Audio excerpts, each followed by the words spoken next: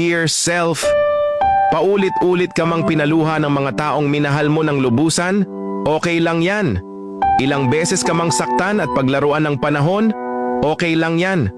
Lokohin ka man ng mga taong sobra mong pinagkatiwalaan, pero palagi mong tandaan na may isang taong yayakap sa'yo at iparamdamdam na mahalaga ka, na kamahal-mahal ka, at higit sa lahat na deserve mo ang protektahan at ingatan.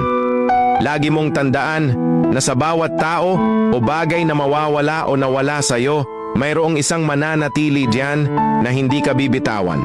Madapa ka man sa takbo ng panahon at masugutan ng paulit-ulit na pagkakataon, okay lang yan. Dahil darating yung oras na may taong dadating sa buhay mo na magbibigay ng pagmamahal na pinagdasal at pinangarap mo. Yung taong hindi mo hinanap pero kusang dumating. Yung taong yayakap sa'yo kapag malungkot ka. Yung taong pupunasan ang iyong mga luha tuwing umiiyak ka. Yung taong kasama mong bubuo ng mga pangarap niyong dalawa at sasamahan ka hanggang dulo.